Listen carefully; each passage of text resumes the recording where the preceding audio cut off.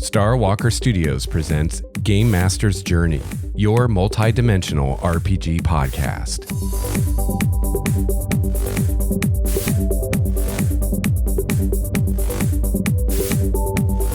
Hello, listener. Greetings, fellow GM and or player. Welcome to episode 94 of Game Master's Journey, your multi-dimensional RPG podcast. I'm your host, Lex Starwalker, and I'm transmitting to you today from the Obsidian Monolith somewhere outside time and space. So today I'm doing another world building episode, and I'm going to be talking about my take on alignment in D&D 5th edition. And I kind of debated whether to make this a world building episode, whether to label it as that or not, because the discussion on alignment is, applicable to D&D in general and isn't necessarily specifically a world building thing. But as I started planning the episode and thinking about the effects that alignment have on the game and the effects of the way I'm doing alignment have on the game, I realized it very quickly that it's really starting to tie into my world of Primordia and how I see the gods and how the outer planes work and all this stuff. And the examples and the applications of my discussion on alignment very much have to do with Primordia and very much have to do with world building. But before I get into that, I just have a couple things I want to talk about real quickly at the top of the show. First of all, regarding the actual play of my Primordia campaign, I've had some people ask about it. I haven't released some videos for a while, and the Primordia campaign is on hold for now, and I'm going to be very soon running the Curse of Strahd, which is the new adventure being released by Wizards of the Coast for D&D 5th edition. And I'm getting a copy of it. I was planning on reviewing it for the show, but I'm a big fan of Ravenloft from back in the day, and I decided I kind of wanted to run this thing and see how it goes. Now, I know that I've had some discussions about running published adventures and especially published campaigns or adventure paths, whatever you want to call them, on this show. And, I've voiced some concerns that I have with running these long published campaigns and how I kind of think they're not really for me.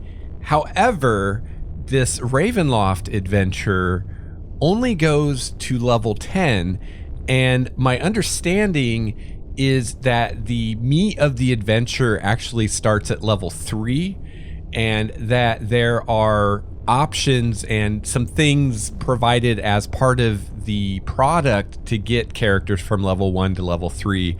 But really the story starts at level 3. At least that's what I've heard. I haven't read it yet, so I don't know for sure. So we'll have to see, once I get the product. But if that's the case and the adventure, it really starts at level 3 and ends at level 10, well, that's only 7-8 levels of play, which is a huge difference than from going from level 1 to level 15, right? It's like half the length. And looking at my Tyranny of Dragons campaign, it was actually about at that halfway point that I really kind of got sick of it. So I think that might be about perfect for me as far as the top end of the length of something published I want to run. Also, Tracy and Laura Hickman were consulted in the writing of this adventure.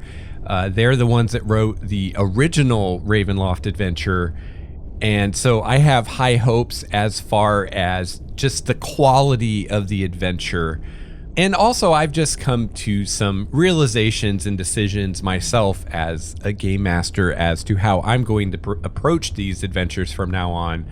When you run one of these adventure paths, you can kind of feel like you owe it to your players to give this experience. So if I run Tyranny of Dragons, I want my players to be able to, if they're talking to someone else who played Tyranny of Dragons, to be able to compare notes and they had kind of similar experiences. But I'm not going to worry about that Because for me, what's more important is that I enjoy running the game and my players enjoy playing the game.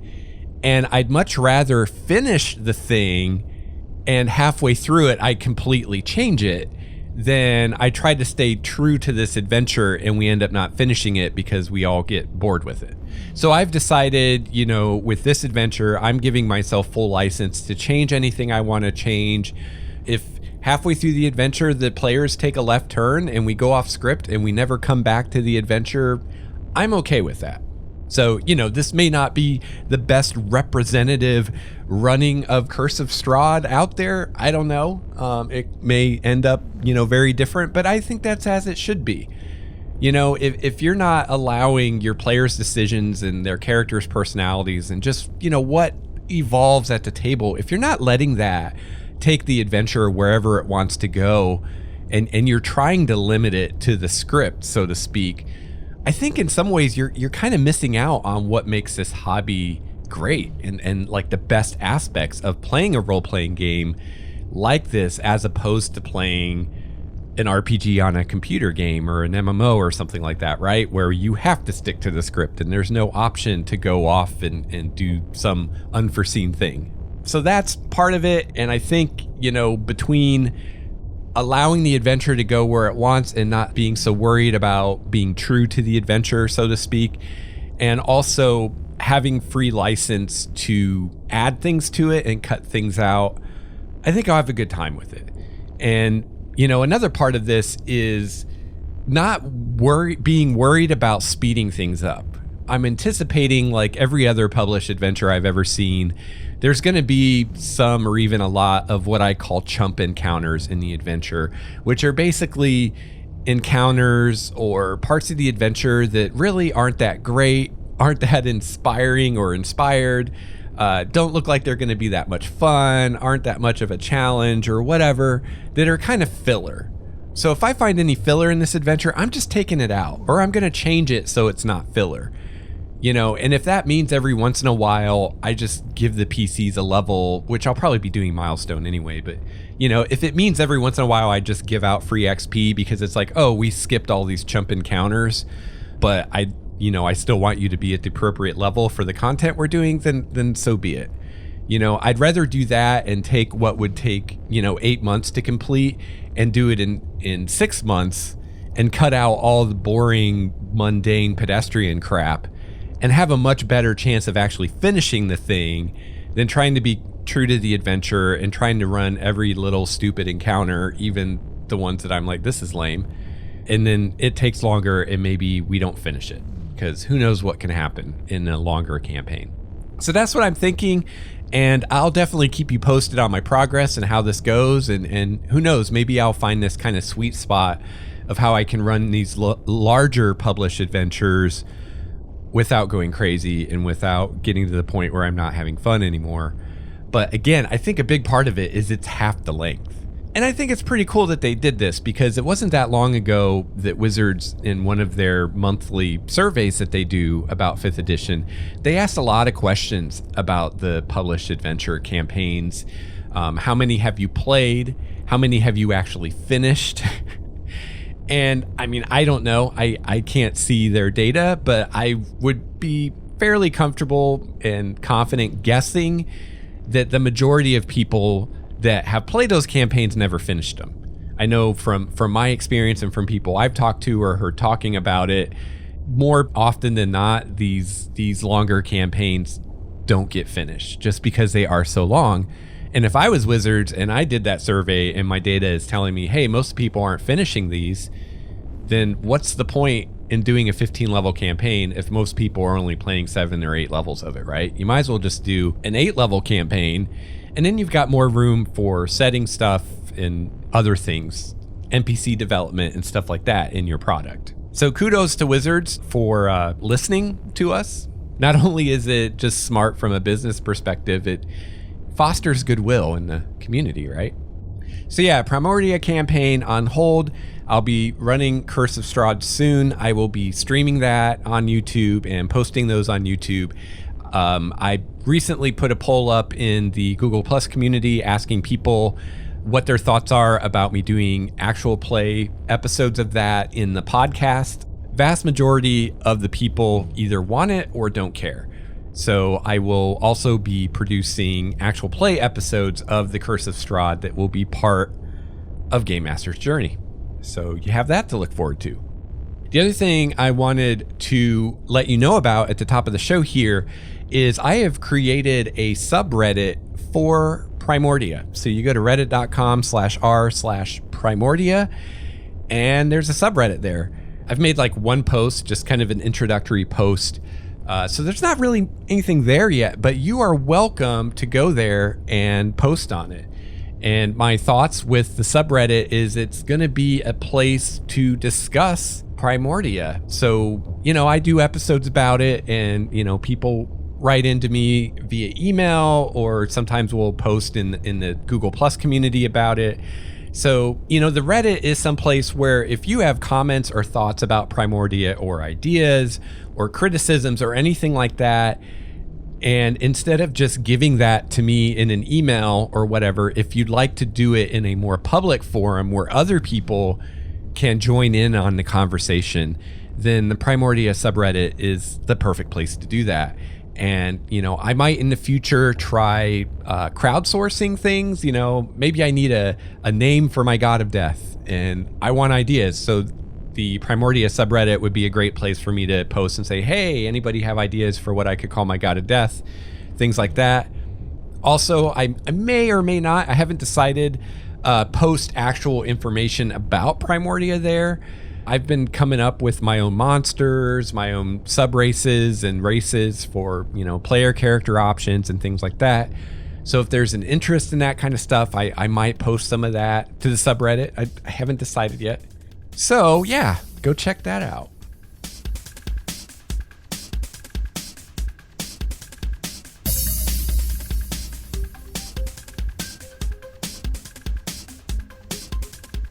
All right, so today I'm talking about alignment in 5th edition, and I'm going to start out by talking about my personal philosophy about alignment and how I use alignment as a DM when I'm running Dungeons and Dragons. And then that's going to lead to some consequences of the way I do alignment, because it's not quote unquote by the book. So it does affect some things mechanically in the game.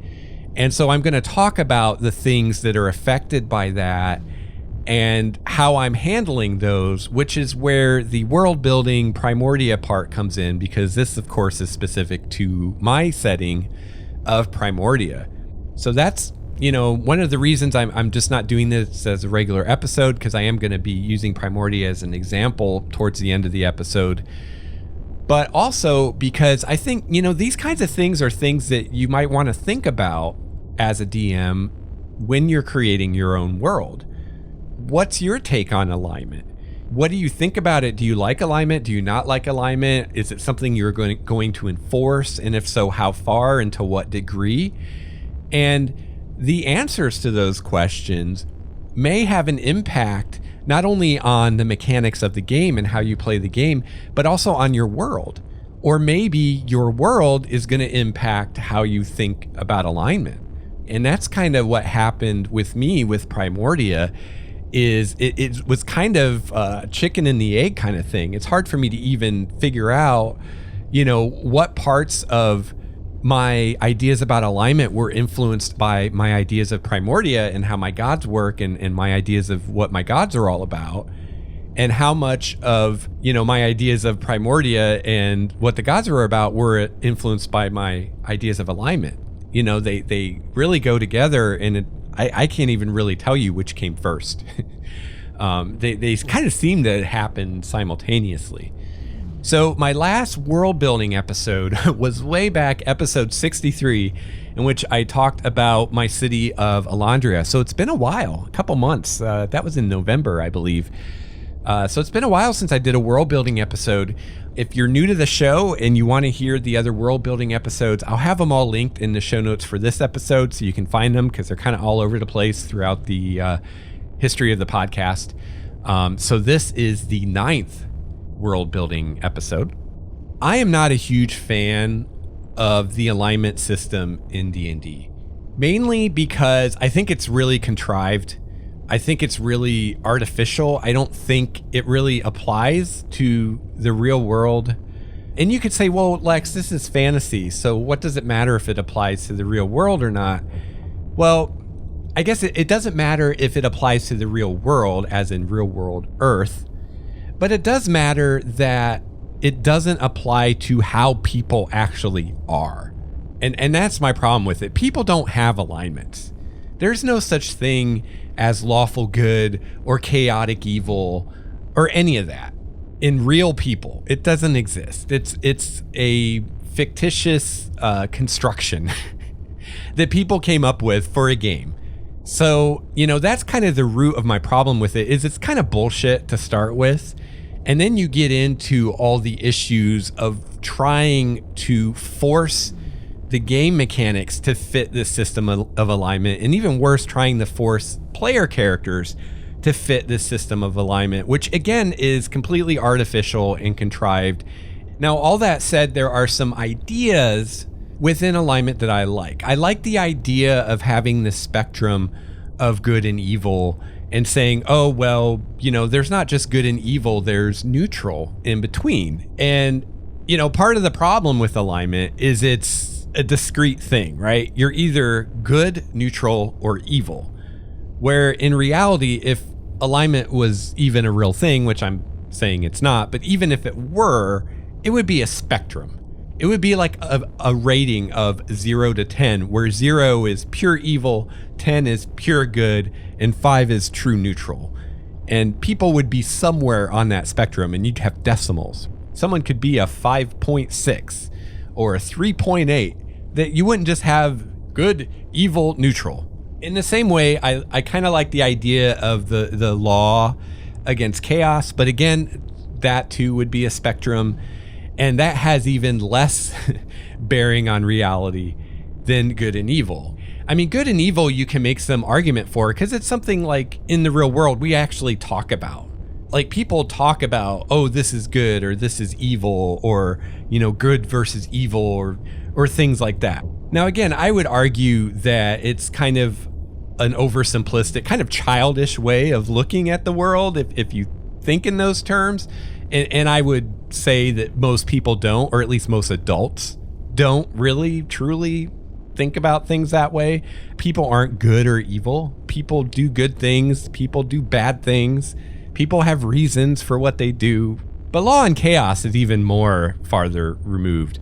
Very few people talk about the forces of law versus the forces of chaos. But I like the idea that there are forces, especially in a fantasy world, that are kind of evil, opposing forces that are kind of good. Although when you really put them under the microscope, the evil isn't all evil and the good isn't all good. If you're going to have a game that's at all compelling or realistic, you can't be that black and white. And the same thing with chaos and law. Now, I think one thing that is nice about alignment, and this is kind of the heart of my approach to alignment, is I think that alignment can be, for some people, a useful tool to help you conceptualize your character's personality and your ethics and your morality and how your character approaches the world and how your character makes difficult decisions, like moral dilemmas. I think there's better ways. I think a much better way is to ask hard questions. Like, if my character were in situation X, what would my character do?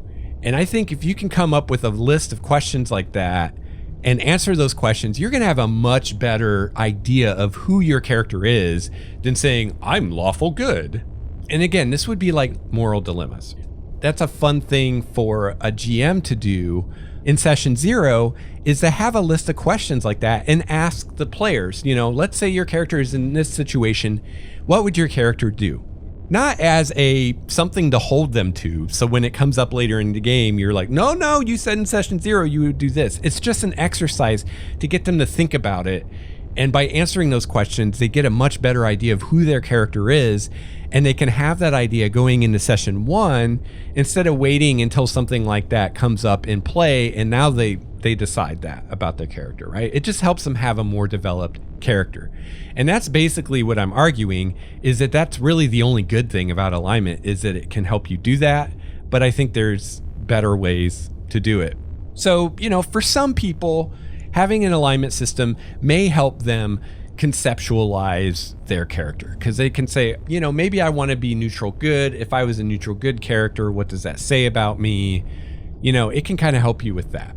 It can also be kind of a nice shorthand way of communication among the players and the dungeon master. And I really think that this is really the only truly useful thing about alignment, and the only reason I really even am keeping it and not just being like, I'm just throwing alignment out completely, is for this shorthand. So for instance, if I tell the dungeon master my character's lawful good, like right away, there's an understanding between us of what lawful good means.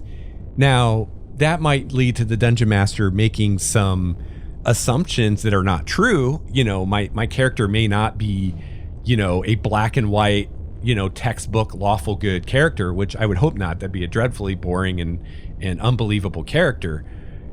So I might need to further clarify to my DM, what lawful good means for my character.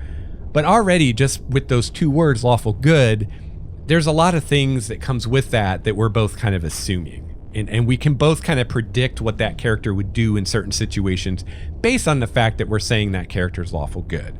So I think that's really the only useful thing about alignment, is it's a way to communicate that very quickly and efficiently. If I'm a dungeon master and I tell you this creature is chaotic evil, well, that tells you something, right? Of course, I wouldn't actually do that as a dungeon master, and I'm so glad that there's no alignment spells anymore, because that just excises role playing out of it. It's like, well, you don't know what its alignment is. And that's even assuming that the way this creature thinks and acts could just be pinned down by 2 words anyway, which is kind of bullshit to begin with, which is kind of what I've been saying all along. I mean, if I tell you this creature's chaotic evil, well, then you can just kill it and not worry about it. It's like, where's the fun in that? It's like, no, you got to figure out where this creature's coming from, and you'll never really know if you're right or not. You'll never really know if you really understand this creature and where it's coming from, right? And it's up to you to decide how you're going to interact with this creature. Now, I've noticed in running games that you'll have some players sometimes who enjoy playing a particular alignment and will be like, I'm going to make a character that's chaotic good because I think it'll be fun to play a chaotic good character. Or I'm going to make a character that's lawful evil because I think it'll be fun making a lawful evil character. So, again, this is an example of how alignment can be used to help you kind of flesh out a character concept. I've also seen players sometimes who prefer to just kind of play their character organically and maybe even leave alignment blank, or just put good or neutral and play the character for a while, and then they assign an alignment to the character that matches the way they've been playing it, and they kind of just let that alignment develop organically over time.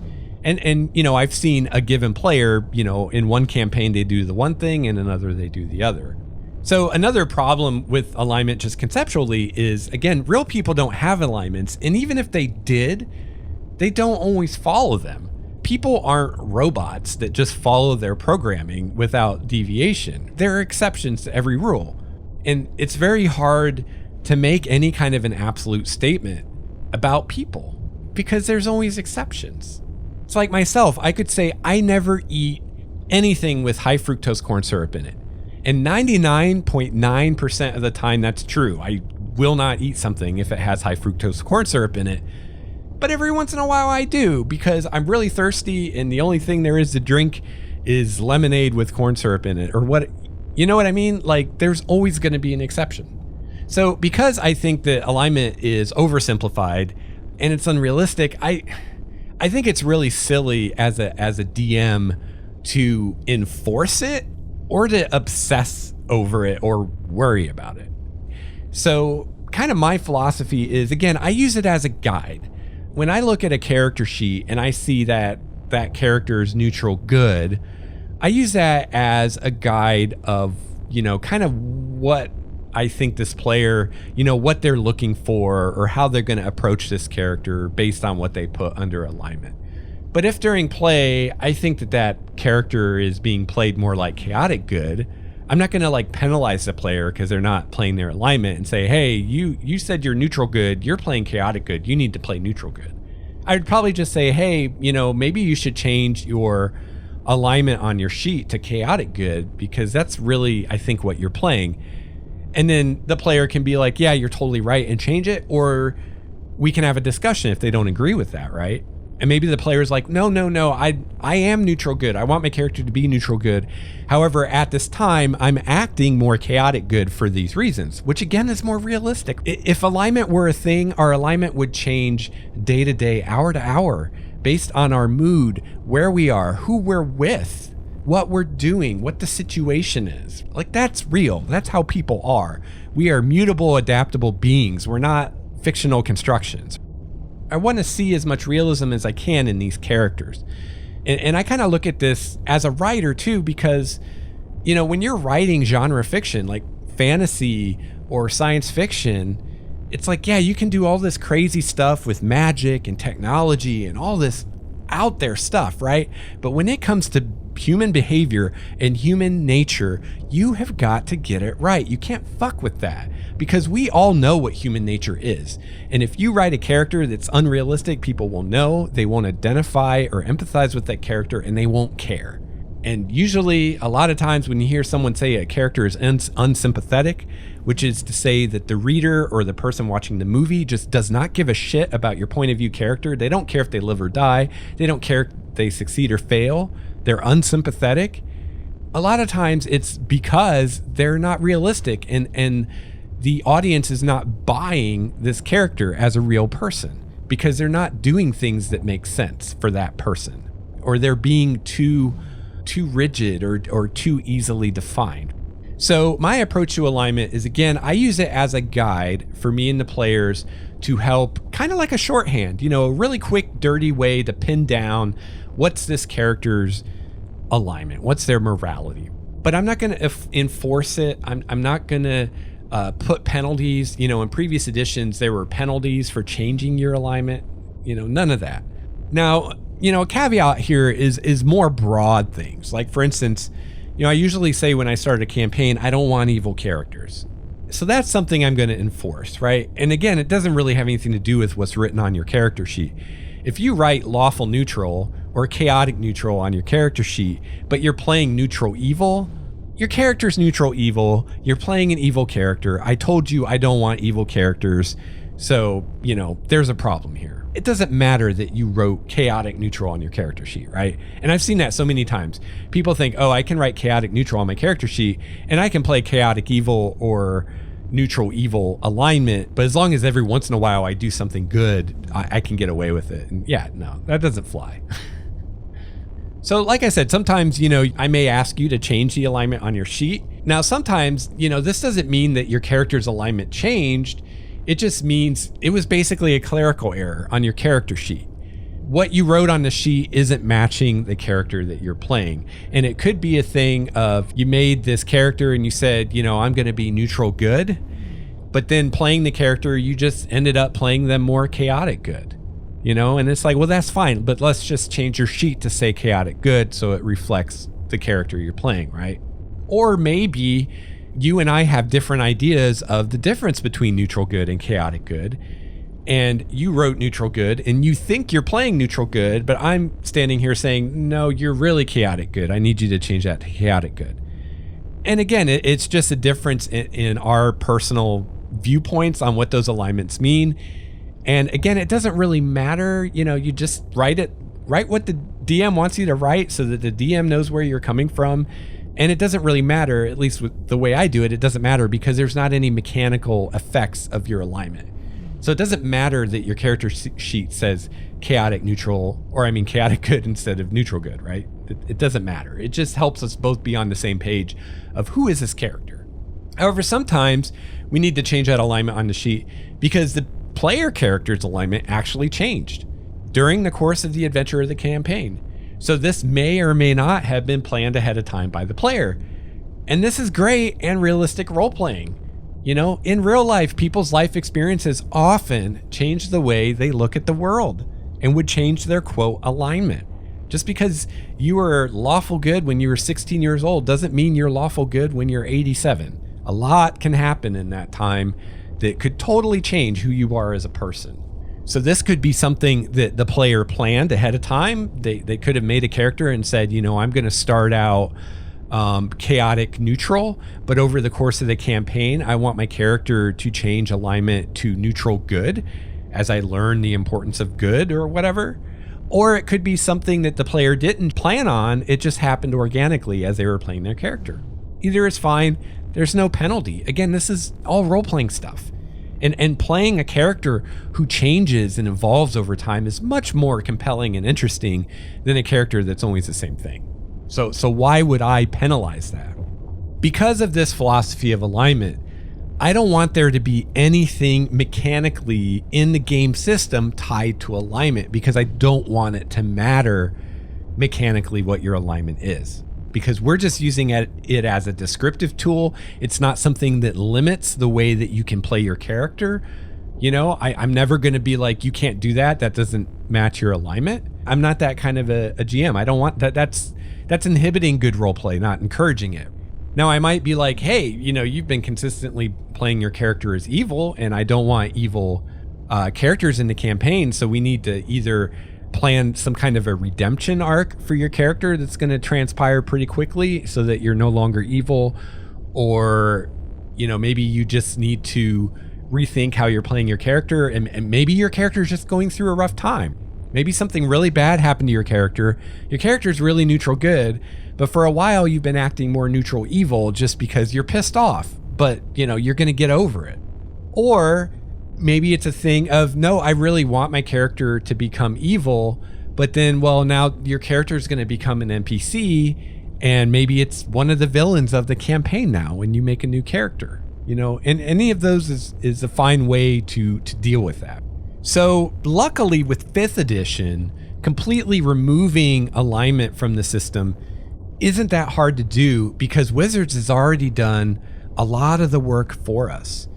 And I feel like, in a way, especially when it comes to alignment, I feel like people are going to hate this, but I feel like 5th edition is a transition edition between all the previous editions and 6th edition, which that's why I say people are going to hate this, because no one wants to hear about 6th edition right now. But I'm just saying that if you look at alignment through the editions, like starting like 1st edition, 2nd edition, 3rd edition, 4th edition was a failed experiment, obviously. And now 5th edition, we see alignment having less and less weight within the system. So you look at 5th edition, and a lot of the things that depended on alignment before in, like, say, 2nd edition or 3rd edition have been removed. So we used to have spells like Detect Evil, Detect Good, no alignment, where, you know, it's like I cast a spell and the DM tells me what alignment this creature is, the no alignment spell. Well, that's gone. There is no alignment spell in 5th edition. And Detect Evil and Detect Good have become, I believe now it's called Detect Evil / Good, or Evil and Good, or however it's written. And basically what that spell is doing is they kept the name just for the grognards, I guess, but the name isn't actually at all descriptive of what the spell's doing. The spell isn't detecting alignment, it's detecting outsiderness. That is not a word. It's telling you if there are fiends or celestials or elementals or, I believe, fae in the area. It's not telling you if there are good or evil creatures. It's telling you if there are creatures that are native to a different plane than your prime material plane. That's what the spell is telling you. You know, paladins used to have the ability to just tell what someone's alignment was, or at least tell if they're an evil alignment or a good alignment, and they can't do that anymore.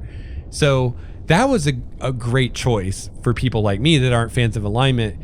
And, you know, just running D&D 5th edition as written you're going to avoid a lot of the problems that we had with alignment in the past because, the paladin can't just cast no alignment on the neutral evil rogue and know that he's neutral evil. Unless the paladin consistently sees the rogue doing evil things, he has no clue what alignment that rogue is. And even if he does see the rogue doing evil things, he still doesn't have any clue what alignment that rogue is. That rogue could be a neutral good rogue having a really bad week. It happens. However, that said, there are a few areas in 5th edition where alignment does still have mechanical value and does have a mechanical effect. And that's why I say this is a transition edition, because I think, assuming Wizards maintains control of the D&D brand and assuming they do another edition someday, I think in that edition, we'll see alignment is gone, or at least has no mechanical impact anymore. But I think that they felt like that was too big of a step for this edition, especially after, they tried to really cut alignment down in 4th edition. And I never played 4th edition. I did read the books, and I have to say, reading the alignment section of the Player's Handbook and how they explained, the random alignments that they decided to keep, because it seems like they just randomly picked some of the alignments and they're like, we'll keep these and get rid of the others. Their explanation of that was one of the big turnoffs for me of 4th edition. And to me, it just that seemed like, wow, you're really dumbing this down. It's like you didn't take alignment out, which would make sense and probably improve the game. You just randomly took out some of the alignments to quote unquote simplify it. And it just felt like you're insulting our intelligence, Wizards. Like, we're not smart enough to handle 9 alignments, so we just need fewer alignments. The problem isn't that there are too many alignments. The problem isn't that there's 2 axes instead of 1. The problem is that alignment is a mechanical thing when it should just be a role-playing thing. Or better yet, it shouldn't even be a thing. You're really simplifying and kind of dumbing down your game by having alignment in it to begin with. You're just encouraging this really simplistic way of thinking. So I came up with 3 instances in 5th edition where alignment actually matters mechanically. So if I'm going to say I don't want alignment to have a mechanical impact and I want it to be more kind of fluid and just something on the character sheet to help explain your character's personality and not something, that I punish you for or anything like that, then I need to get rid of those mechanical instances where it actually has meaning, because that contradicts that. So the 3 instances that I thought of in the game where alignment still matters that we need to address are certain magic items. These are usually intelligent magic items and or artifacts that will have an alignment requirement in order to use or attune to that item. The deities themselves and the outer planes. And actually the deities and the outer planes are that's kind of one thing in a way. So let's start with the magic items.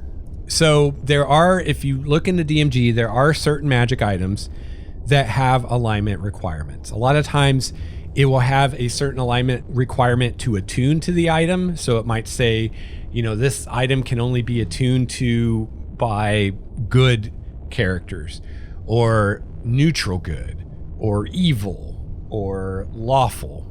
So what I'm doing, and this is actually really easy to do, is those items, I'm removing that alignment requirement and I am replacing it with a story requirement that is within the spirit of the alignment requirement. So I'm trying to accomplish the same thing, but instead of having it based on what your alignment says on your character sheet, it's based on what your character does in the game, which makes more sense to begin with.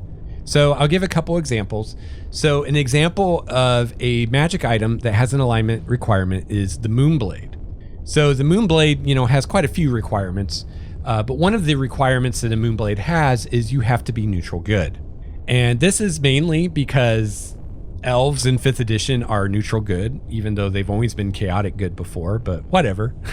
It doesn't matter because I'm doing away with alignment for the most part, so it doesn't matter that I don't understand why all of a sudden elves everywhere changed their alignment in between editions.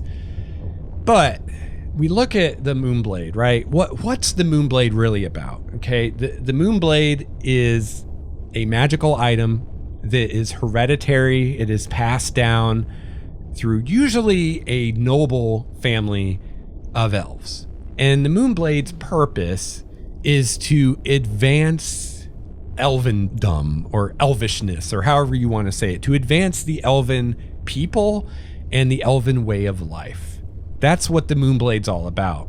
So what I do if I was going to give a character a Moonblade is I would remove the neutral good requirement. Doesn't matter what your alignment is, you can attune to the Moonblade. You still have to have the other, you have to be an elf and all the other things.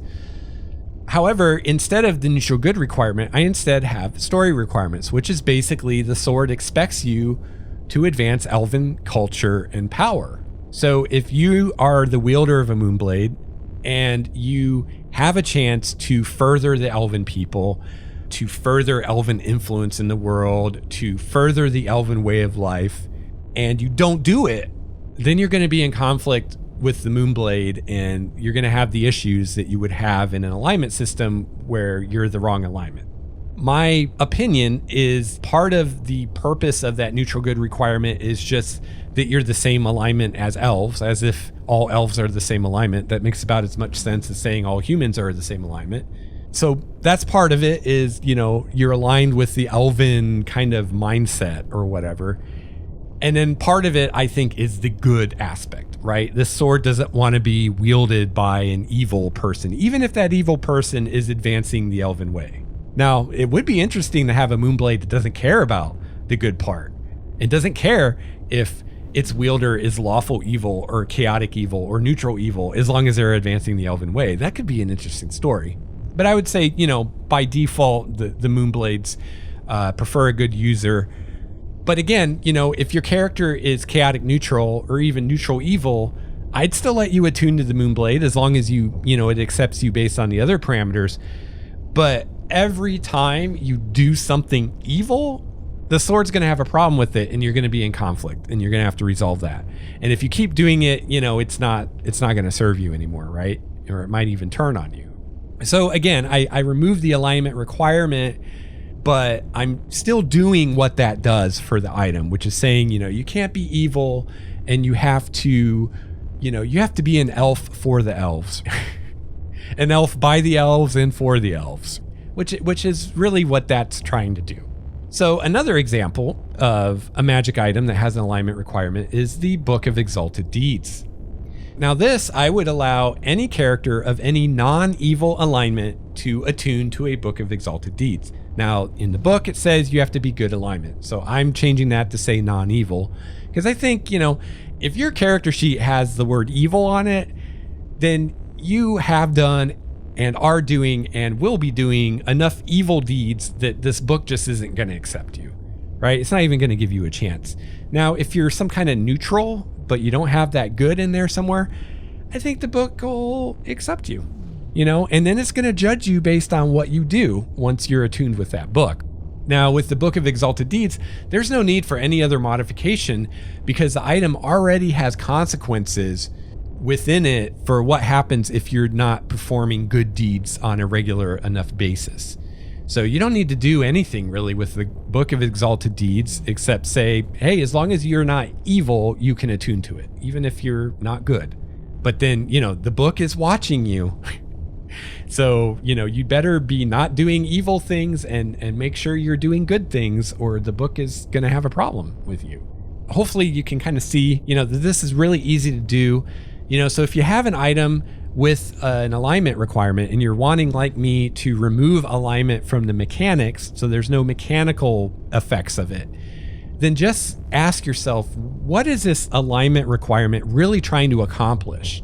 And once you have an idea what this is trying to accomplish for the item, it's really easy to come up with story requirements instead of alignment. And you don't have to tell the character that, because unless the item can communicate and chooses to communicate exactly what it wants, their character isn't going to know. And why would the item tell them? The whole idea with an alignment requirement is this item wants to be owned or used by a specific kind of person. So if I'm a Moonblade and I want to be wielded by a good person, a good elf who wants to, help all elves, then why would I tell my wielder, assuming I could talk, which movement blades can't talk, but let's say I could talk, why would I tell my wielder, if you do these things, I'll be happy. If you don't do these things, I won't be happy. I'm not going to give them a laundry list of do's and don'ts, because I don't want them just to do the things I want them to do and not do the things I don't want them to do. I want them to be the right kind of person. So if I give them a laundry list, I don't know if they're really this person or if they're just following my laundry list. So I wouldn't tell them my expectations. I would just sit and watch. And they start doing evil things, I'm out of there. Or they start not advancing the elven way, I'm out of there. I'm not going to tell them ahead of time, what the parameters of the test are, right? Then there's no test. So I think that makes a lot of sense. And I think, it opens up real role-playing possibilities that you wouldn't have if you just told the player, oh, you have to be neutral good to attune to this. Because they're either neutral good or they're not. They can either attune or they can't. Where my way, it's like, yeah, you can attune to it, but you may be having a lot of arguments with this sword in the future, depending on how you play your character and whether or not the sword agrees with that. Of course, I'm not going to tell the player character that, or the player that, right? They're going to find that out the hard way. That's part of the fun of intelligent items. So yeah, look at what is that alignment requirement trying to accomplish, and how can you accomplish that without enforcing an alignment? And I think it'll be easy for you to figure out. And it's okay if the PC and the player doesn't know or understand what those requirements are. In fact, I think it's better if they don't. And if you think about it, the character gets a Moonblade. For me as a DM to say, you as a player or your character knows that you must remain neutral good to use this sword, that doesn't make any sense, and it's really contrived. And it doesn't have any bearing on the real world. Instead I say, your character knows that the sword expects you to advance the elven way. And that's all I tell you. Because that's the impression you get, and it's up to you to interpret that, and we'll see if your interpretation matches that of the sword. And if your interpretations differ, there's going to be conflict. Because there could be times when your character's idea of what he should do to advance the elven way and the Moonblade's idea of what he should do may be different.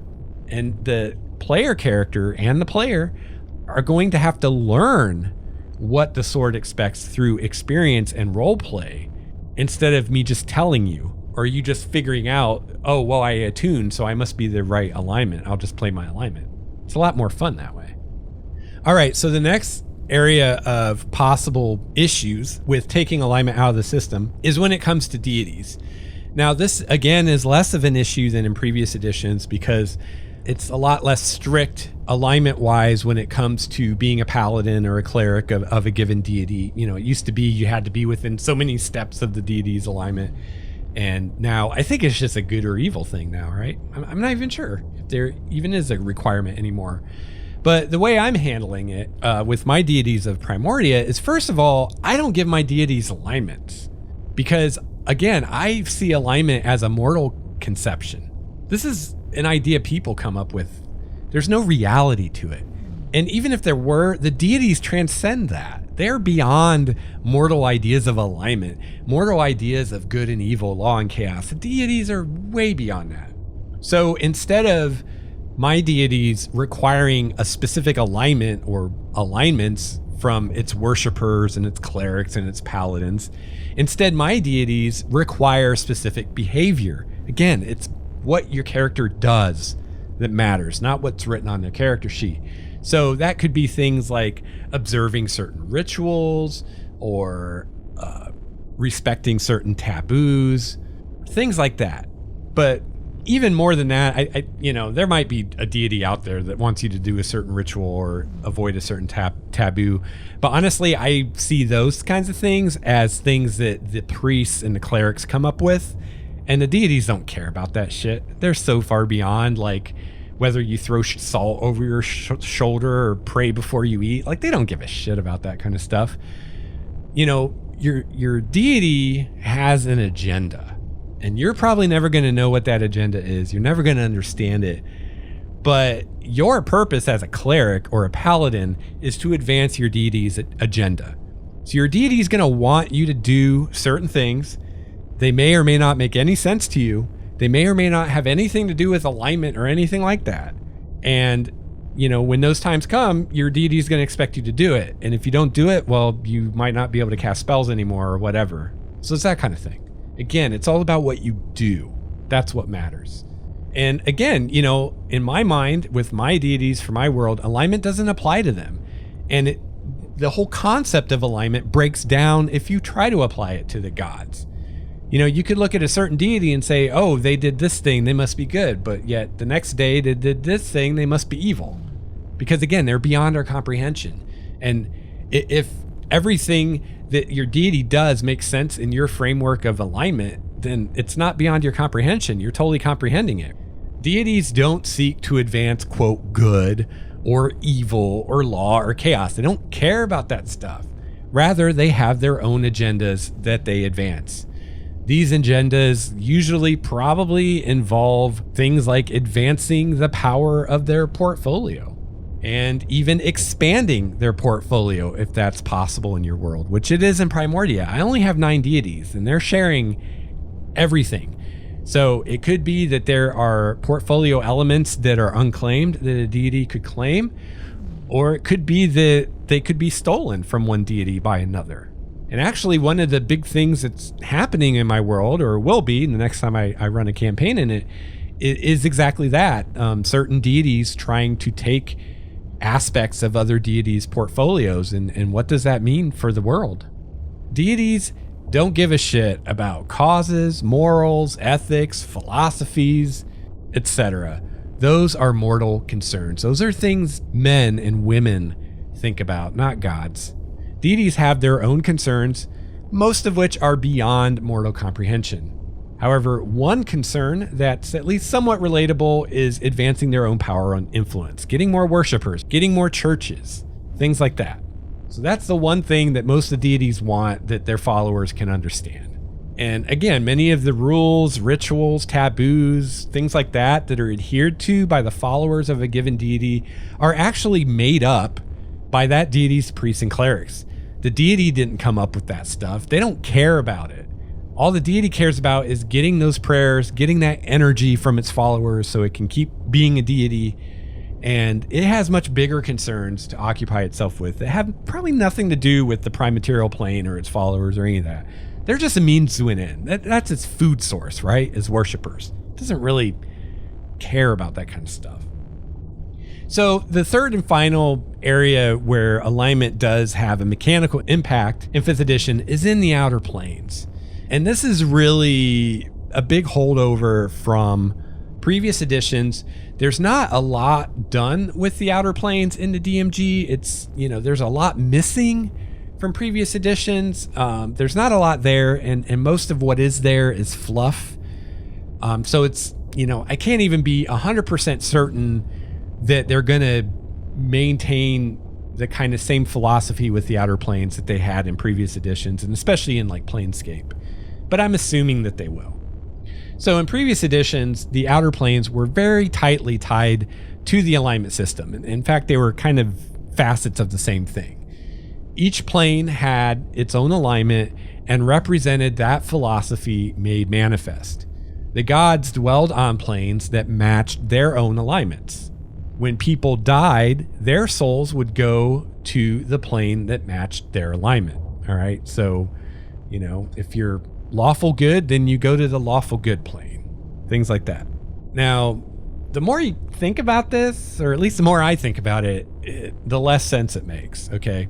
So I find myself wondering things like, well, what if I worship the neutral evil god of death? Assuming god of death has an alignment, and that alignment is neutral evil. I worship that god, but I'm chaotic neutral as far as my own alignment. Where do I go when I die? Do I go to the neutral evil plane of Hades because that's where my neutral evil god lives? Or do I go to the chaotic neutral plane of Limbo because that's the plane that matches my alignment? Now, by the rules as presented, at least in previous editions, I think the answer to that question is that I would go to Hades because that's the plane where my god lives. But once I was on Hades, my alignment would gradually shift from my chaotic neutral to the neutral evil of the plane of Hades. And we do see this a little bit in 5th edition. Some of the planes have a mechanic where basically every day you're there, you have to make a saving throw. And if you fail to save, your alignment changes to the alignment of the plane. Of course, I'm not going to have that mechanic because, again, that's a mechanic where alignment matters, and I don't want that. So this whole thing of this, I'm going to the plane of Hades because that's where my god is, but I don't match its alignment, but I have to match the alignment of the plane I live on. So my alignment's going to change. Like my whole worldview is going to change in the afterlife. Like who I am as a person is going to change. It doesn't make a lot of sense to me. To me, this seems like, coming up with a convoluted way to make a broken, inherently flawed system work conceptually. Like that's what this seems like to me. And that's neither elegant nor satisfactory to me. So this situation's a little stickier to fix than the others and requires me to make a decision about the nature of the outer planes themselves. Because it's like, if I'm getting rid of alignment as a mechanical thing, then it really changes what the outer planes are and what they represent, because they can no longer be the personification of that alignment because it's not a thing anymore. So my solution to this is to completely overhaul the outer planes. And again, this is where we're back in the world building, building beyond my world at this point, building in the multiverse. So I think that I can capture what's truly awesome and inspiring about the various outer planes without any need for alignment. And I can just throw away that whole nasty can of worms, that stupid alignment thing. I can just totally get rid of it. I just have to let go of my ideas of what the planes are from Planescape, which I'm fine with, what they represent, and how they're connected to one another or related to one another. And this isn't really as big of a deal as you might first think it is. You don't even have to throw the whole D&D cosmology great wheel thing out the window if you don't want to. You can still use it if you want. All you got to do is just say that, well, the great wheel cosmology is what people believe about the multiverse, but it's not true. In this world, for a long time, certain people at least, believed that the world was flat. It wasn't. It isn't. But they thought that, right? Just because people believe something doesn't mean it's true.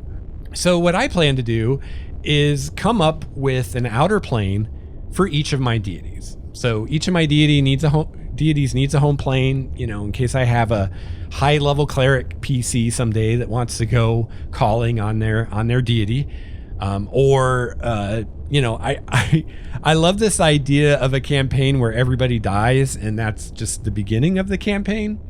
So if I wanted to do something like that, then I at the very least, I need planes for my deities. So I'm going to use the current planes that we already have, like Limbo and Tartarus and the Abyss and all that, for inspiration. If there's a current plane in D&D that really fits one of my deities, then I'll just use that plane.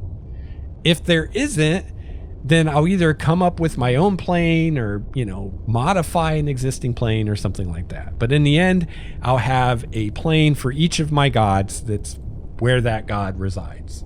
I'm totally scrapping the alignment part of the planes.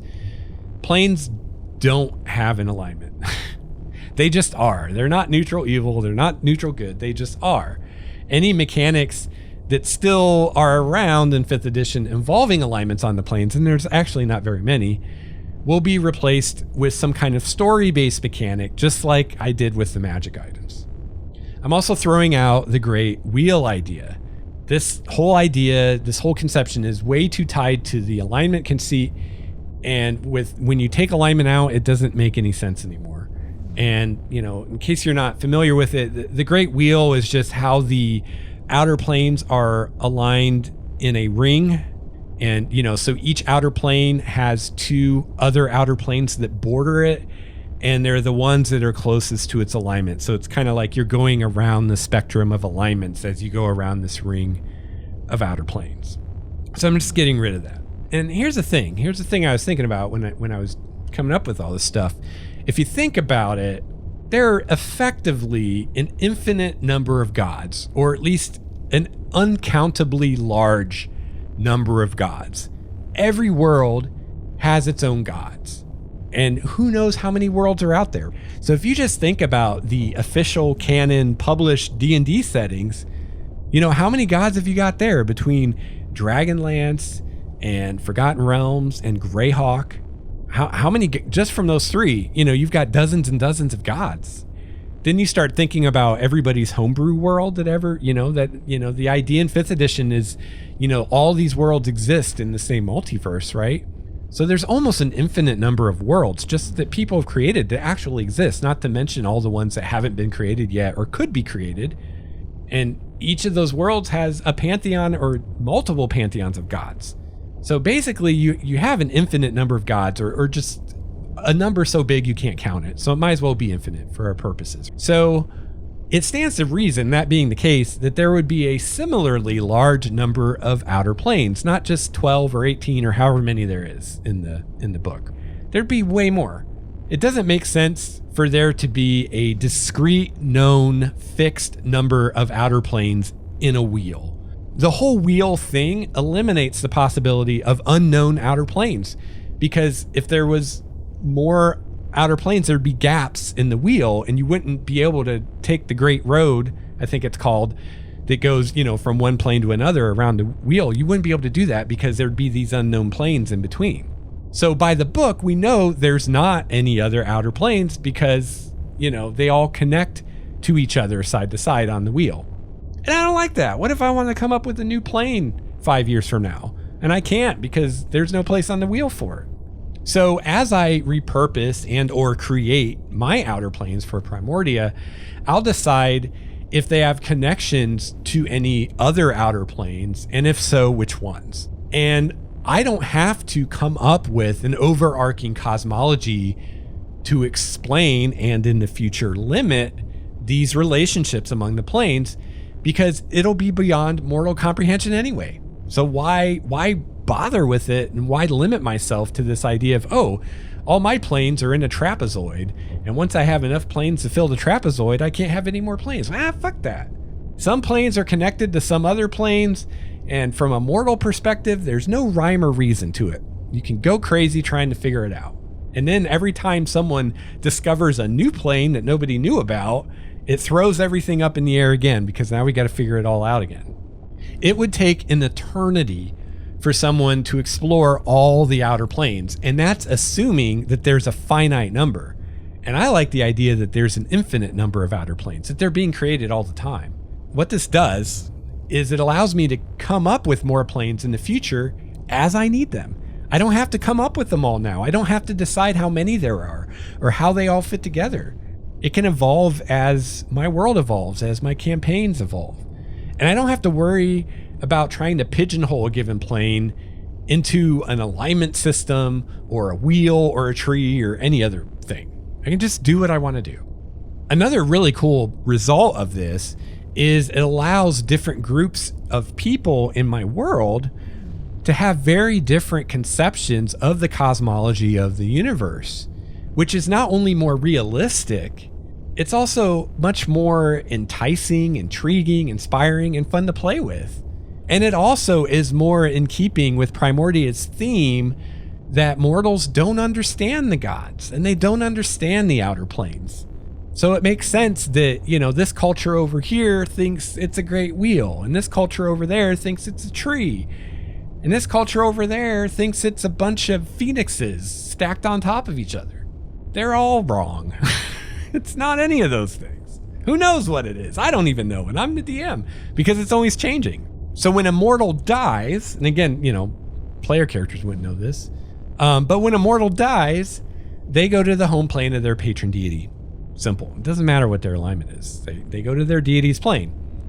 Now, in my world, because I really want to have true polytheism, which D&D as it's presented really isn't, because there's this idea of people having patron deities, and in polytheism, you don't have a patron deity. You don't have one deity that you follow. You follow any deities that are relevant at the time. So you might pray to one deity before you go on a hunt, and pray to another deity before you harvest a field, and pray to another deity while your wife is in childbirth, and another deity when your kid is sick. And you honor all those deities. And you even honor the quote evil deities because you don't want him coming after you. So you give offerings to the god of death so he'll pass you by.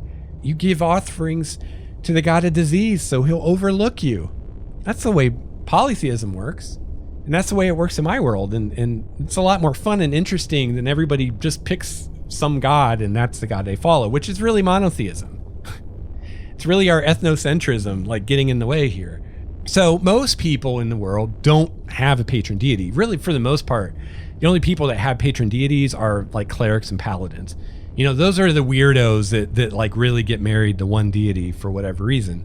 Most people, you know, don't. They honor a bunch of different deities.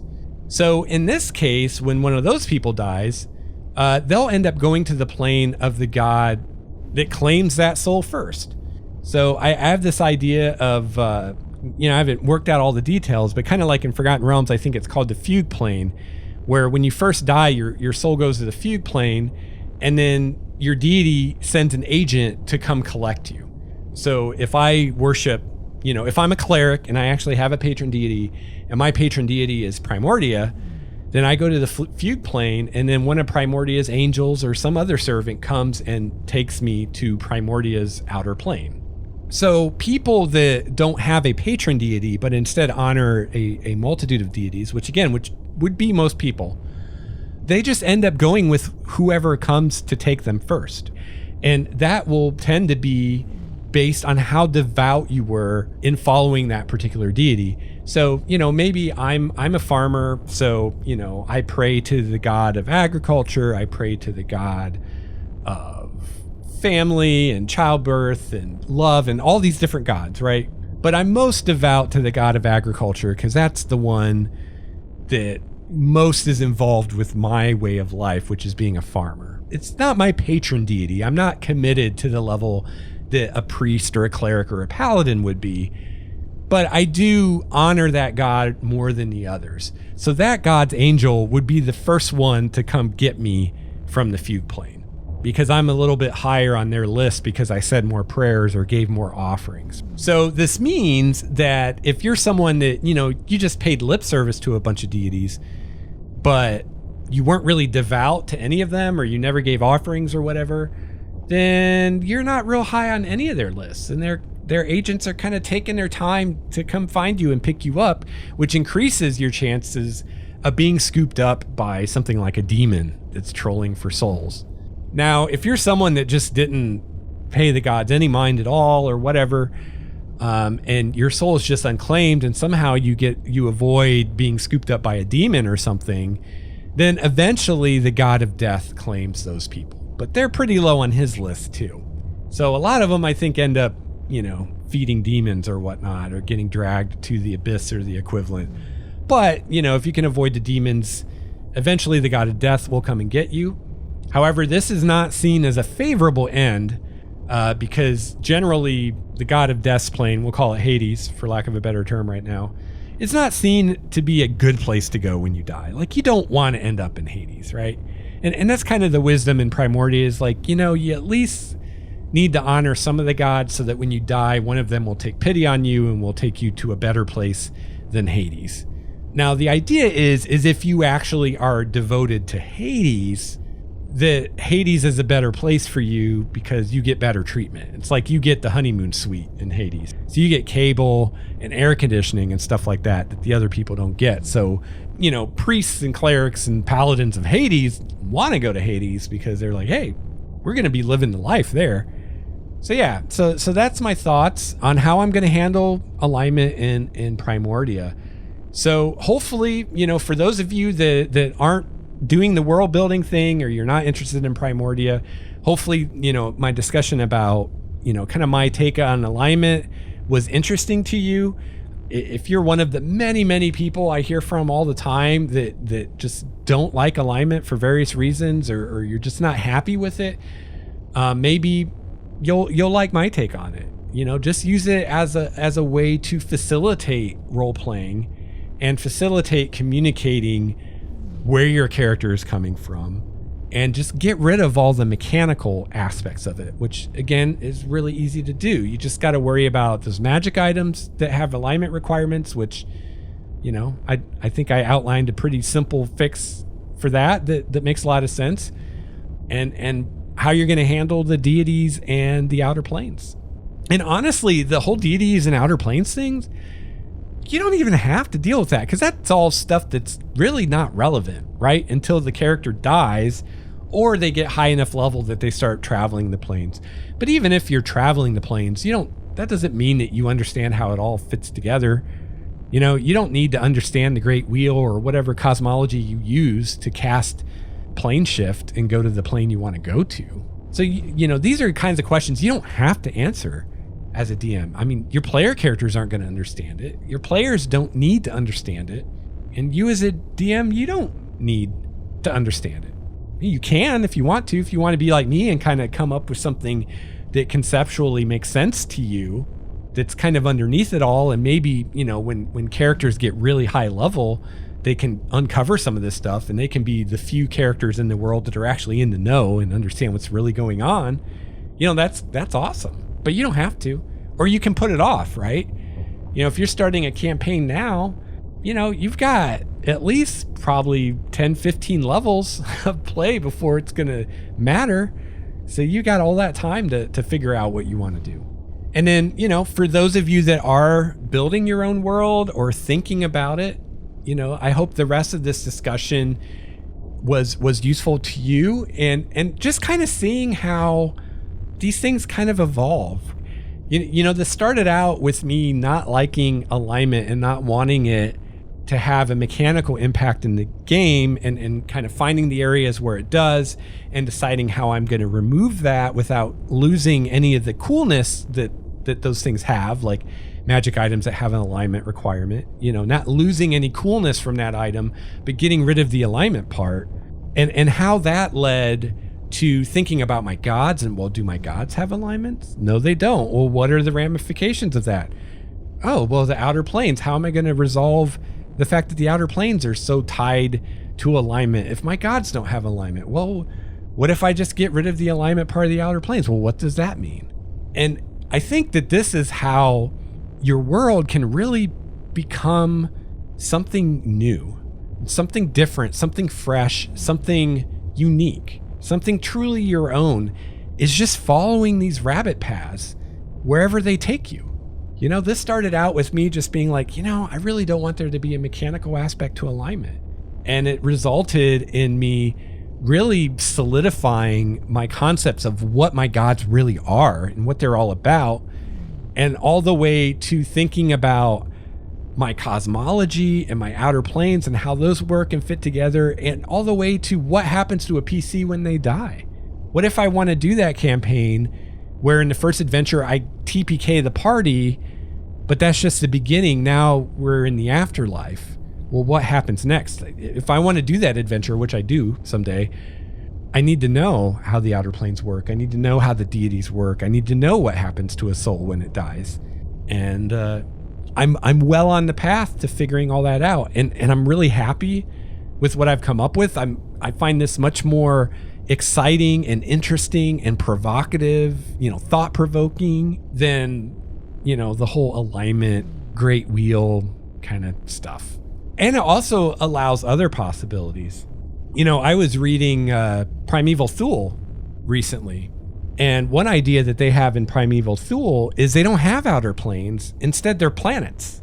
So instead of having, the god of death living on the plane of Hades, the god of death lives on a planet called Hades. And boy, doesn't that sound like it fits Primordia perfectly? I was already going to have my gods associated with planets. I was even kicking around the idea of basically, I guess I had the same idea before I even read Primeval Thule, because I was kicking around the idea of having like a planet that's associated with Hades, and having that, like, there be something there. Like maybe that's where Hades lives. Instead of living on an outer plane, he lives on this other planet in the system. And like people in a fantasy world, like they wouldn't know the difference. I mean, if you think about it, a planet like Earth seems infinite, right? You could walk the Earth forever until you died, and it would never end. You'd never get to the end of the Earth. Now, if you went in a perfectly straight line, you'd end up where you started, and you'd figure it out that you just went in a big circle. But chances are good you wouldn't be able to go in a perfectly straight line, and you wouldn't end up where you start out, and you just spiral around the earth forever and never realize that it's not infinite. So just because we've always been told these planes are infinite doesn't mean they are. Maybe they're spheres. Maybe they're planets. They're not planes at all. Why not? That fits your world. I think it kind of fits Primordia. I'm going to give some thought to that and, go down that rabbit path. What does that mean? If I say there are no outer planes, and in fact, they're different planets, what does that mean? How does that affect the game? Does it? How does it affect mechanics and spells like plane shift, astral travel, things like that? Does it? Does it affect it or not? I don't know. Those will be fun questions to answer. So yeah, hopefully you can kind of see why I love world building so much. It just takes you places you never thought you'd go, and leads to just really cool ideas. And every one of these paths you go down, once you're done, your world is a little bit more your own. It's a little bit less like Forgotten Realms. It's a little bit less like Dragonlance, right? Or any other campaign setting. It's a little bit more its own thing. And that's really cool. And I feel like Primordia's at least as different from other campaign settings as, Dragonlance is from Forgotten Realms, for instance, or Forgotten Realms is from Greyhawk. And maybe I'm wrong. Maybe it's not. People may tell me, no, Lex, you wish it was that different. You wish it was that unique. Yeah, I do. But I feel like it is. Definitely more so than when I started. It started with a very generic D&D world, and now it's very much more its own thing. And yet I've managed to do this without changing anything in the player's handbook, which if you go back way back to the beginning of my world building episodes, that was my goal. I was like, I don't want to change the player's handbook. I want a brand new player to come to my table with the player's handbook, and I can say, you're fine, man. Everything in that book, you can take it to the bank. Now I've got a bunch of stuff to add to it. I've got new races, I've got new spells, I've got new deities, all that stuff. But everything in that book, you're good. That all works. So if you made your life cleric, I just need to tell you about my deities, because I'm not using any of those pantheons in the book. But as far as your domain and your abilities and all that, yeah, you're good. Your race, you're good. You're good. So, I'm not saying that you can't or shouldn't house rule stuff away from the player's handbook. I just, I made a design decision not to. And I wondered, I did wonder at the beginning, I'm like, am I going to get to the point where I'm going to have to start changing things in the player's handbook? Can I do enough to make this world my own without changing things in the player's handbook? And so far, I'd say, yeah, I think I can.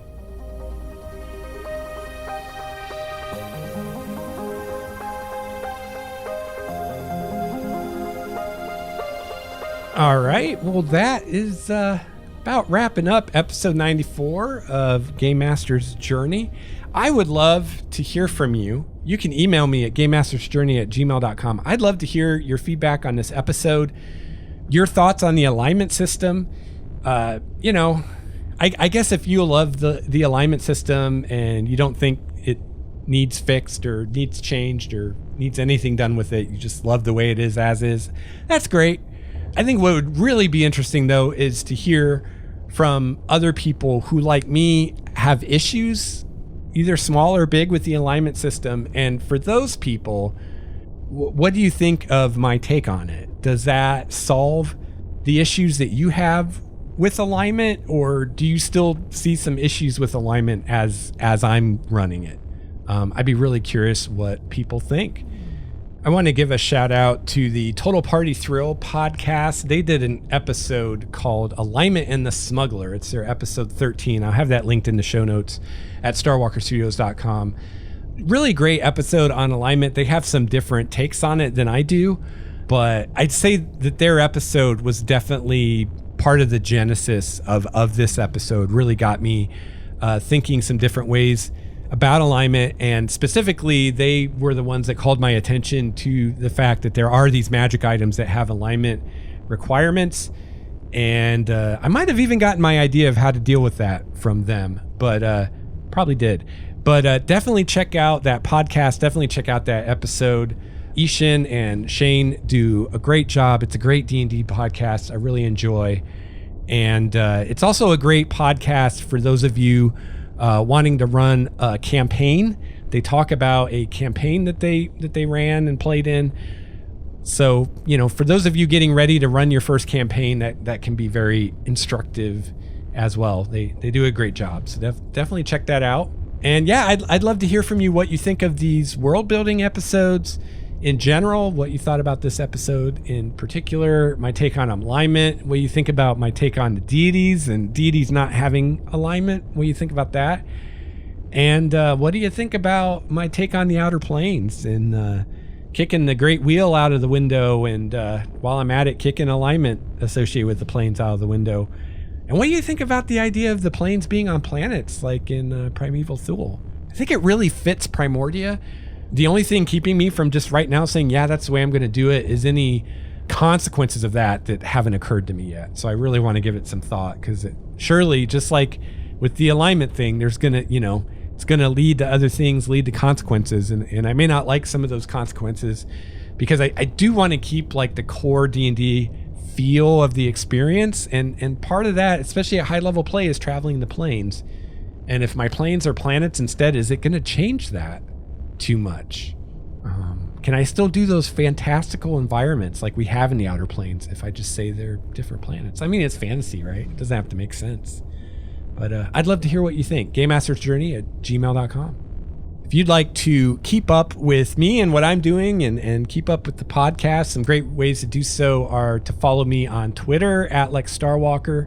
You can follow me on Google Plus LexStarwalker. And you can also join the Game Masters Journey Google Plus community. And you can find a link to that at the bottom of the show notes at StarWalkerStudios.com. And also, you can go check out my Primordia subreddit and be the first person other than me to post on there. That'd be a great place. If you got some feedback about this episode, especially as it applies to Primordia, the planes, the gods, that'd be a great place to post it if you'd like to have kind of more of a discussion with the community at large and not just me. That'd be really cool. Check it out at reddit.com/r/Primordia. And you can, of course, visit the website, StarWalkerStudios.com/GameMastersJourney/94 for this particular episode. And I'll have links there for you. And you can also find out how you can support the show if you'd like to give a little back and help me keep doing this. And speaking of which, I want to give a huge shout out and a thank you to Mr. Steve Strickland, my Tier 5 patron. Yeah. Woo! Thanks, Steve. You're the man. Yes. So thank you, Steve, and thank you to all the patrons who support Star Walker Studios. I really appreciate it.